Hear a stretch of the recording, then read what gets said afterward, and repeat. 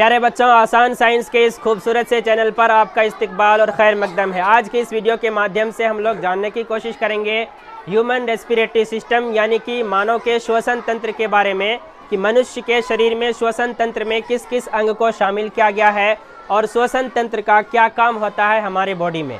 इससे पहले हम लोग न्यूट्रिशन यानी कि पोषण के बारे में डिटेल से पढ़ चुके हैं, यानी कि हम लोग बात कर चुके हैं कि पोषण किसे कहते हैं, पोषण के हासिल करने के कितने तरीके होते हैं, स्वपोषण क्या है, परपोषण क्या है।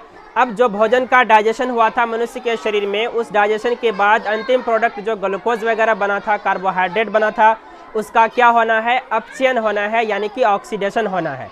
जो ग्लूकोज बनता है भोजन के पचने के बाद, उसका ऑक्सीकरण होने के बाद ही हमें एटीपी के रूप में एनर्जी मिलती है, ऊर्जा मिलती है। इसलिए हम लोगों को सांस लेने की क्या पड़ती है, ज़रूरत पड़ती है, क्योंकि बिना ऑक्सीजन के ऑक्सीडेशन का प्रोसेस या ऑक्सीकरण की क्रिया नहीं होगी। लेकिन आज हम लोग इसके बारे में डिटेल से नहीं जाएंगे कि कैसे होता है ऑक्सीडेशन, कैसे होता है ऑक्सीकरण, एरोबिक रेस्पिरेशन क्या है, एनारोबिक रेस्पिरेशन क्या है यानी कि वायु श्वसन। इसके बारे में अगले वीडियो में हम लोग डिटेल से बात करेंगे। आज हम लोग सिर्फ रेस्पिरेटरी सिस्टम में क्या क्या ऑर्गन शामिल है, किस किस के ज़रिए हम लोग सांस लेते हैं, फेफड़े के अंदर क्या क्या होता है, ब्रोंकाई क्या है, ब्रोंक्यूल्स क्या है, इन सब के बारे में डिटेल से अध्ययन करेंगे। सबसे पहले आप यहाँ पे इस चित्र के माध्यम से देख सकते हो, यहाँ पे ये क्या है, आपका मुख गुहा है यानी कि माउथ है या ओरल कैविटी है। उसके ऊपर में ये क्या है, आपका नज़ल पैसेज है या नसाद्वार है। हम लोग जो सांस लेते हैं, मनुष्य के शरीर में दो नसाद्वार होते हैं, छिद्र होते हैं, उसके ज़रिए हम लोग क्या करते हैं, सांस लेते हैं। उसको बोलते हैं नसाद्वार या नज़ल पैसेज। नज़ल पैसेज के ज़रिए हम बाहरी वायुमंडल से ऑक्सीजन को ग्रहण करते हैं। जो ऑक्सीजन को ग्रहण किए फिर वो यहाँ पे आया, इसका नाम है ग्रसनी, इंग्लिश में बोलते हैं फेनिक्स। फेरिंक्स एक ऐसा हिस्सा है जहाँ पे मुख गुहा से आई हुई नली और श्वास नली और यहाँ पे नसाद्वार से आई हुई नली दोनों यहाँ पे खुल रही है। इसी हिस्से को बोलते हैं हम लोग ग्रसनी या फेरिक्स। लेकिन फेरिक्स से जैसे ही नीचे हम लोग आते हैं, यहाँ पे इधर आपका एसोफेगस में चला जाता है यानी कि खाने की नली में, जिसे हम लोग बोलते थे आहार, एसोफेगस बोलते थे या ग्रास नली बोलते थे। यहाँ से फिर स्टोमक में चला जाता था। लेकिन आज हम लोग एक सेपरेट बात कर रहे हैं रेस्पिरेटरी सिस्टम के बारे में, श्वसन तंत्र के बारे में। इसीलिए आज हम लोग एसोफेगस नहीं बनाए हैं, ग्रास नली नहीं बनाए हैं। अब यहाँ पे क्या होता है, एपिग्लोटिस है ये आपका। एपिग्लोटिस क्या करता है, जब हम लोग खाना खाते हैं तो खाना खाने टाइम पे ये खाना इधर से अगर इधर जाना चाहिए था, ये क्या कर देगा, ढक्कन इसको बंद कर देगा ताकि ये खाना इधर न जाके इधर चला जाए, स्टोमक में चला जाए। ठीक है ना। यहाँ पे क्या लगा रहता है, एसोफेगस रहता है, इसके जरिए खाना यहाँ पे मान लो स्टोमक बना, स्टोमक में चला जाए। यही है एपिग्लोटिस। एपिग्लोटिस एक तरह से ढक्कन है, झिल्लीनुमा रहता है। ये क्या काम करता है, जैसे ही सांस लेते हैं तो हवा यहाँ से आई, इसको क्या कर देगा, खाने की नली को बंद कर देगा। हवा की इधर से कहाँ आ जाएगा, आपका ट्रेकिया के माध्यम से फेफड़े में चला जाएगा। लेकिन अगर यही एपिग्लोटिस नहीं होता तो क्या होता, खाना यहाँ से खाते हैं हम लोग, डायरेक्ट यहाँ ढक्कन अगर नहीं होता इधर घुस जाता। अब इधर घुसता तो क्या, पानी फेफड़े में चला जाता, तुरंत सांस नहीं ले पाते। इसीलिए कभी कभी आप लोग खाते खाते सड़क जाते हैं, है ना, अचानक से खांसने लगते हैं। क्यों खांसने लगते हैं, कभी कभी क्या होता है, एपिग्लोटिस मिस्टेक करने लगता है। खाना एक दो चावल इधरे घुसा दिया, अभी घुसाता भी नहीं, बस यहाँ जाने वाला होता है, फटाफट यहाँ से रिएक्शन होता है, कहता बाहर निकालो जल्दी से, तुरंत छींकने लगते हैं, पूरा सर भारी हो जाता है, फेंक देते हैं बाहर। यही एपिग्लोटिस काम करता है, ढक्कन का एक दरवाजे की तरह होता है, जो वो खाने को सांस की नली में जाने से रोकता है। अब यहाँ से यहाँ तक का हिस्सा क्या कहलाता है, ग्रसनी या फेनिक्स कहलाता है। यानी कि फेनिक्स एक ऐसा हिस्सा है जहाँ पे खाने की नली और सांस की नली, जो सांस जो लेते हैं वो एक ही जगह पर आके मिलता है। अब यहाँ से फिर ये कहलाता है आपका कंठ, इसे बोलते हैं कंठ बोलते हैं। और ये कंठ को हम लोग इंग्लिश में बोलते हैं लेरिंग्स। क्या बोलते हैं, लेरिंग्स बोलते हैं। अब कंठ से नीचे के हिस्से को देखते हैं। जो कंठ से नीचे का हिस्सा होता है इसे बोलते हैं श्वास नली या इंग्लिश में बोलते हैं इसे ट्रेकिया। श्वास मतलब सांस, नली मतलब नली, पाइप ऐसा पाइप जिसके ज़रिए हम लोग श्वसन के ज़रिए लिए गए ऑक्सीजन को फेफड़े के अंदर इंटर करवाते हैं, उसी को बोलते हैं श्वास नली, इंग्लिश में बोला जाता है ट्रेकिया। फिर ट्रेकिया आप देख सकते हो आगे चल के दो भागों में बट रहा है। इन दो भागों में जो बट रहा है इसका नाम है आपका श्वसनी। सबसे पहले क्या हुआ, यहाँ श्वास नली आई, श्वास नली आगे चल के दो भागों में बट रहा है, क्योंकि हमारे शरीर में दो फेफड़े होते हैं, एक लेफ्ट एक राइट। लेफ्ट राइट दो भागों में ये श्वास नली बटती है। इसको हम लोग क्या नाम दे दिए, श्वसनी या ब्रोंकाई, इंग्लिश में बोलते हैं ब्रोंकाई, हिंदी में बोलते हैं श्वसनी। श्वास नली आगे चल के दो भागों में बंटती है जिसे कहते हैं श्वसनी या ब्रोंकाई। अब फिर क्या होगा, ये ब्रोंकाई भी आगे चल के कई छोटे छोटे ब्रांच में, कई छोटे छोटे शाखा में विभाजित हो जाते हैं। इस शाखा का नाम है श्वसनिका। क्या नाम है? श्वसनिका, इंग्लिश में बोलते हैं ब्रोंक्यूल। इसको ध्यान से समझना। सबसे पहले श्वास नली, श्वास नली आगे चल के दो भागों में बटा, इसका नाम है श्वसनी जिसे बोलते हैं ब्रोंकाई। फिर ब्रोंकाई आगे चल के बहुत सारे छोटे छोटे शाखा में बढ़ता है, इसका नाम है श्वसनिका जिसे इंग्लिश में बोलते हैं ब्रोंक्यूल। कहने का मतलब जैसे हम लोग सांस लिए, सबसे पहले सांस लेते हैं नसाद्वार के जरिए, कहाँ जाती है? फेनिक्स में आया, फेनिक्स के बाद कहाँ पे आया? लेरिंक्स में आया, लेरिंक्स से श्वास नली में गया, श्वास नली से श्वसनी में गया। यह है आपका श्वसनी यानी कि ब्रोंकाई। दो भागों में बट गया, एक लेफ्ट लंग, एक राइट लंग्स में। फिर लेफ्ट लंग्स और राइट लंग्स में जाने के बाद फिर छोटे छोटे शाखा में बढ़ जाता है, उसका नाम क्या है? ब्रोंक्यूल्स। क्या बोलते हैं उसको? ब्रोंक्यूल्स। अब फिर ये जो ब्रोंक्यूल होता है अंतिम में जाके गुब्बारे के समान संरचना में खुलता है, उसी को हम लोग बोलते हैं एल्वियोलाई या कुपिका। जिस तरह से गुब्बारा होता है, फुलाओगे तो फूल जाएगा, हवा निकालोगे तो छोटा हो जाएगा, उसी तरह से हमारे फेफड़े के अंदर तकरीबन 300 मिलियन कुपिका होते हैं। कितने कुपिका होते हैं? 300 मिलियन। इससे आप अंदाज़ा लगा सकते हो कि हमारे फेफड़े में कितने अधिक क्षेत्रफल को स्टोर किया हुआ ये कुपिका। ये इसका दूसरा नाम है एल्वियोलाई। एल्वियोलाई क्या होता है? जो श्वसनिका है, इसका अंतिम छोर एक बहुत छोटे छोटे गुब्बारे के समान संरचना पे अंत होता है, इसी को हम लोग बोलते हैं कुपिका या एल्वियोलाई बोलते हैं। अब इसको अगर आप इतने हिस्से को बढ़ा करके और देखो, यहाँ पे आप देख सकते हो रेस्पिरेटरी ब्रोंक्यूल्स। इसको और थोड़ा बड़ा कर दिए, यहाँ पे छोटा था, इसको और बड़ा करके देख रहे हैं आप। यहाँ पे देख सकते हो रेस्पिरेटरी ब्रोंक्यूल्स क्या होता है। ये ब्रोंक्यूल्स है जो छोटा छोटा ठल्ली नुमा संरचना बटा है, शाखा है। फिर इसको आप यहाँ पे डिटेल से देखो तो ये गुब्बारे के समान बहुत सारा संरचना है। सिंपल समझो, जैसे अंगूर होता है, अंगूर में एक डंठल आई है, फिर उससे बहुत सारे अंगूर निकले होते हैं। अब एक अंगूर का पूरा गुच्छा है, जिस तरह से पूरे गुच्छे को बोलते हैं अंगूर का एक गुच्छा, उसी तरह से कुपिका का जो पूरा गुच्छा होता है उसे बोलते हैं कुपिका कोश। जो पूरा गुच्छा होता है उसे क्या बोलते हैं? कुपिका कोश, जिसे इंग्लिश में बोलते हैं एल्वियोलर शेक। जिस तरह से एक अंगूर को अंगूर बोलते हैं, वही अंगूर अगर गुच्छे में है तो कहते हैं अंगूर का पूरा गुच्छा है। उसी तरह से ये कुपिका, ये रेस्पिरेटरी ब्रोंक्यूल्स जो होता है अंतिम में जाके एक गुच्छे के समान संरचना में खुलती है। इसमें बहुत सारे कुपिका होते हैं। इस पूरे को हम लोग कहते हैं कुपिका कोश। कुपिका कोश मतलब ऐसा कोश, ऐसा जगह जहाँ पे बहुत सारा कुपिका मौजूद है, उसी को बोलते हैं कुपिका कोश। इस कुपिका कोश में छोटे छोटे क्या होते हैं? एल्वियोलाई होते हैं या कुपिका होते हैं। यही कुपिका क्या करता है? हमारे बॉडी में जब हम लोग सांस लेते हैं, इससे आप लोग कह सकते हो कि फेफड़े की रचनात्मक एवं क्रियात्मक इकाई क्या है? कुपिका है। अगर एग्जाम में क्वेश्चन आता है which of the following is the structural and functional unit of lungs, answer हो जाएगा कुपिका या एल्वियोलाई। यानी कि ये एल्वियोलाई जो है इस फेफड़े की क्या है? रचनात्मक एवं क्रियात्मक इकाई है। जिस तरह से मकान की रचनात्मक क्रियात्मक इकाई ईंट होती है, उसी तरह से हमारे फेफड़े की रचनात्मक एवं क्रियात्मक इकाई क्या है? कुपिका है। अब एक सिंगल कुपिका को हम लोग थोड़ा डिटेल से देखते हैं कि क्या होता है कुपिका के अंदर। ये एक सिंगल क्या है? कुपिका है या एल्वियोलाई है, गुब्बारे के समान संरचना समझ लो। इसमें क्या होता है? हमारे बॉडी के अंदर दो तरह के नली होते हैं खून की। एक में शुद्ध खून जाता है, एक में अशुद्ध खून जाता है।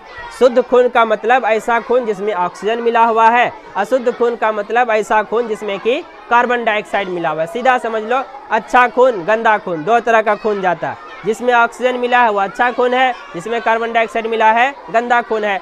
गंदे खून की नली को हम लोग ब्लू कलर से डिनोट करते हैं, अच्छे खून की नली को रेड कलर से, लाल कलर से सूचित करते हैं। अब यहाँ पे मान लो ये एक कुपिका है, गुब्बारे की समान संरचना है जो कि हमारे फेफड़े में उपस्थित है। अब क्या होगा? जो हमारे बॉडी से अच्छा खून होगा, अच्छा खून मतलब जिसमें कि क्या मिला हुआ है? ऑक्सीजन मिला हुआ है। ऑक्सीजन मिला हुआ है खून। सबसे पहले इधर से क्या हो रहा है? खराब खून आ रहा है। खराब खून आके जैसे ही इस कुपिका से गुजरता है तो हम लोग यहाँ से जो सांस ले रहे हैं, सांस से क्या ले रहे हैं? ऑक्सीजन को अंदर ले रहे हैं। ऑक्सीजन को अंदर लिए फेफड़े में आया, यहाँ से क्या हो गया? हर कुपिका में ऑक्सीजन पहुँच गया। मान लो यही कुपिका उठा के यहाँ बनाया है। अब इस कुपिका में क्या है? ऑक्सीजन भरपूर है। ऑक्सीजन है तो यहाँ पे क्या होगा, ये जो गंदे खून की नली गंदे खून को लेके आ रहा है, यानी कि कार्बन डाइऑक्साइड है इस खून में। अब यहाँ पे क्या होगा, कुपिके में कार्बन डाइऑक्साइड कुपिका के जरिए बाहर निकल जाएगा, यानी कि इस कुपिका से इसके जरिए क्या होगा, फिर जब हम लोग सांस लेते हैं, सांस छोड़ते हैं, छोड़े सांस, क्या निकल रहा है, कार्बन डाइऑक्साइड बाहर।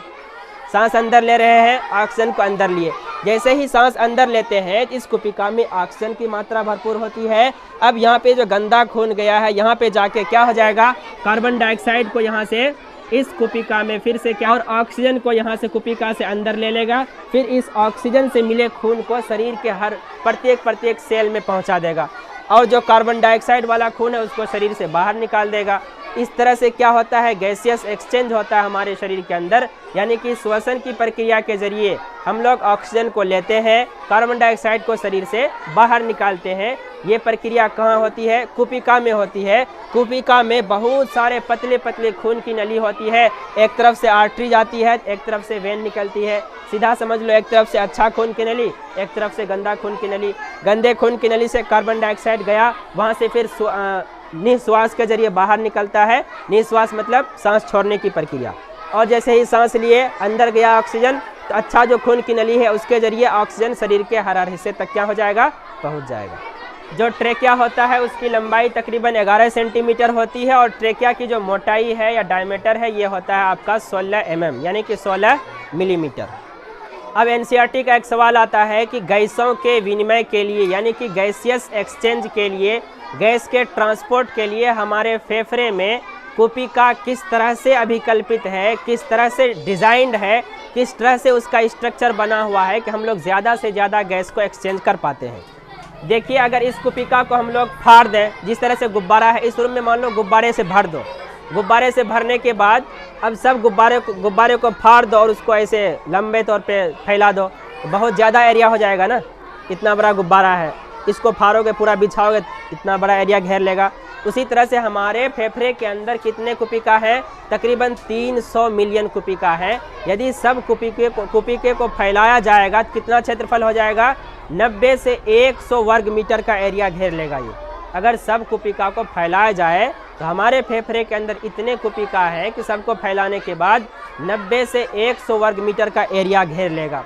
लेकिन वो कुपिका क्या होता है, गोल गोल गुब्बारे के समान संरचना में होता है, इसीलिए बहुत कम एरिया में भी क्या होता है, वो अपने जगह को इस तरह से स्ट्रक्चर्ड किया हुआ, इस तरह से बना हुआ है कि जब वो फूलता है उसमें क्या चला जाता है, ऑक्सीजन यहाँ से गया और वहाँ से कार्बन डाइऑक्साइड लेके जब हम लोग फिर बाहर निकालते हैं तो फिर कार्बन डाइऑक्साइड बाहर निकल जाता है। इस तरह से हमारे फेफड़े के अंदर 300 मिलियन कुपिका है।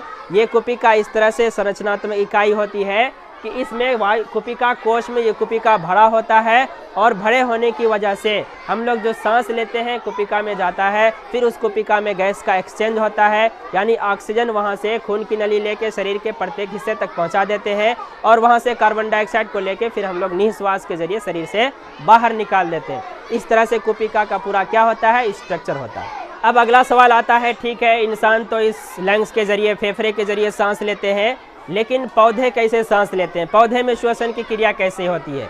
जो प्लांट होते हैं या पौधे होते हैं वो क्या करते हैं, पत्तियों में मौजूद रंध्र या स्टोमाटा के जरिए सांस लेते हैं, अधिकतर कार्बन डाइऑक्साइड को वहीं से ग्रहण करते हैं। और उसके साथ साथ जो पौधे की छाल होते हैं, छाल में भी वात रंध्र होते हैं, छोटे छोटे छेद होते हैं, या इंटरसेल्युलर स्पेस होता है, कोशिका के बीच में जगह होता है, वो वहाँ से भी सांस लेते हैं। और उसके अलावा उसमें तीसरा स्ट्रक्चर भी होता है कि पौधे की जो जड़ें होती है, जो नए पौधे हैं उसकी जो जड़ें होती है, जड़ में बहुत बाल ऐसे पतले पतले मूल रोम निकले होते हैं।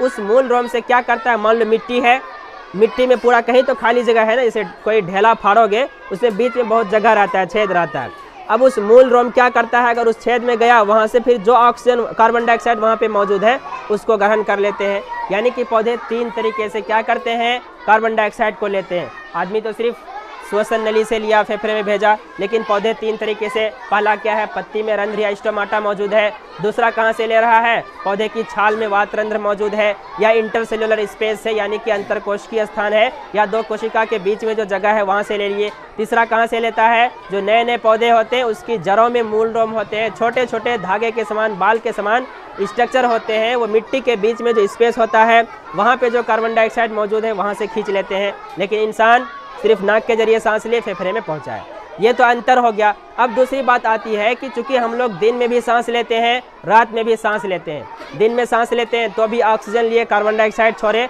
लेकिन पौधे क्या करते हैं, दिन में जो कार्बन डाइऑक्साइड लेते हैं उसका उपयोग तो कर लेते हैं, उसका उपयोग करते हैं किसमें, प्रकाश संश्लेषण के लिए कार्बन डाइऑक्साइड का उपयोग करते हैं। क्योंकि प्रकाश संश्लेषण की क्रिया दिन में ही संभव है, सूरज की रोशनी दिन में ही होती है। लेकिन रात में क्या होता है, पौधे कार्बन डाइऑक्साइड क्या करते हैं, छोड़ते हैं।